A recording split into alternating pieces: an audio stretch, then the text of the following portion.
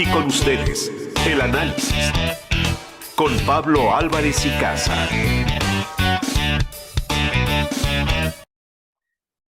Pablo, yo no sé si finalmente lo que va a anunciar el presidente esta semana o al inicio de la próxima sea un pacto de solidaridad a manera de pacto pacto antiinflacionario, una muestra de voluntad de partes para tratar de evitar que los precios sigan subiendo, o si es derecho ya, o será parte de este acuerdo entre comillas en este caso, un control de precios. ¿Tú cómo la ves? Yo lo veo más como un control de precios, disfrazado como pacto. A ver, un poco de historia. Los controles de precios en México comenzaron a establecerse ahí por la década de los 60, 70, sobre todo 70, cuando la inflación comenzó a desbordarse fuertemente en esa época. Y no funcionaron porque lo que pasaba es que se generó falta de incentivos para producir en ciertas actividades económicas, se generó mercado negro, falta de producción y obviamente la gente tenía que consumir esos productos, pues comprándolos fuera de los controles de precios.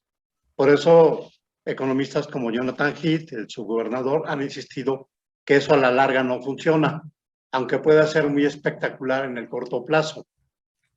Políticamente te puede ser redituable.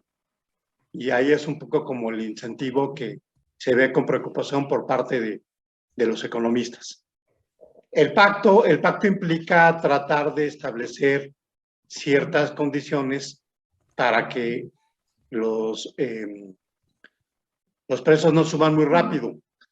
Y eso también fue muy negativo, porque básicamente el pacto funcionó en la época de finales de Miguel de la Madrid y en la época de Salinas, pero bajo un elemento muy fuerte de contención de incrementos de sueldos, y eso pues obviamente generó una situación muy parecida a la que Rogelio platicaba hace poco, ¿no?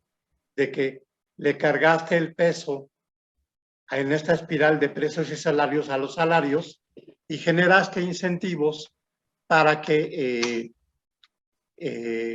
las empresas tuvieran ganancias extraordinarias, ¿no?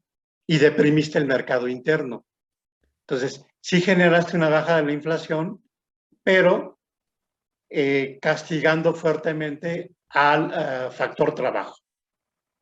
Entonces, también eso no es tan bueno si tiene ese incentivo de controlar el incremento de los sueldos para, evidentemente, bajar la inflación por esa vía, ¿no? Entonces, la verdad, en conclusión, yo no estoy de acuerdo con los dos incentivos, con los dos mecanismos.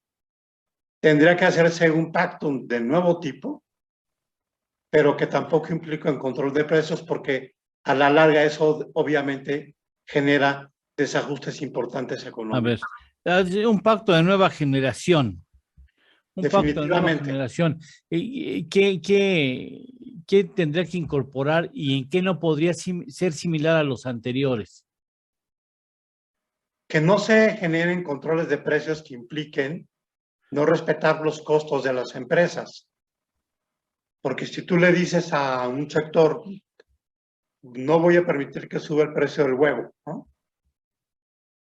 Y para no subir el precio del huevo, el gobierno da subsidios, entonces terminas dañando las finanzas públicas, pero también terminas desalentando una actividad que puede ser productiva. Entonces, tendríamos que calibrar muy bien este tipo de pactos, porque si no se vuelven medidas administrativas que dañan a las empresas y dañan la inversión a la larga. Si no se hace, no se observa eso, lo que vamos a tener es ahora mercado negro y ahora una escasez que, bueno, no se nota tanto, no al menos ahora, ¿no? Porque además el problema no es nacional solamente, ¿eh? Sí, muchos de los incrementos de precios son precisamente porque el precio de las materias primas y de los Sí, alimentos exactamente. han crecido fuertemente. y México importa una gran cantidad de maíz, sobre todo para uso de forraje, Sí, el pero maíz no nada amarillo. más. El maíz amarillo que a mí se me hace que muchas veces llega a ser tortilla, ¿eh? Sí, definitivo, Sí, definitivo. sí. Pero Por eso es un engorda uno poco como, como por no eso engorda entender uno, cuáles son las causas de la inflación.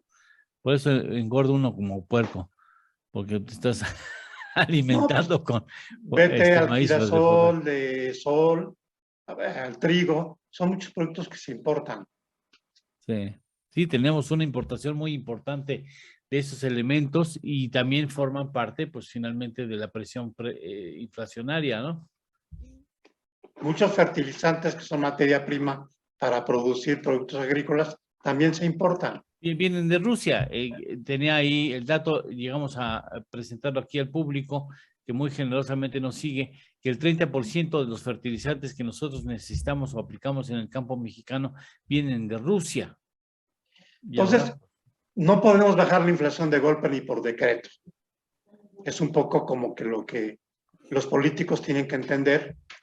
Y el manejo de la inflación tiene que ser muy fino porque por tratar de tapar un hueco, destapas otro, ¿no? Y generas mercado negro, generas escasez y al final de día no resuelves el problema. híjole, pues a ver qué nos trae el presidente.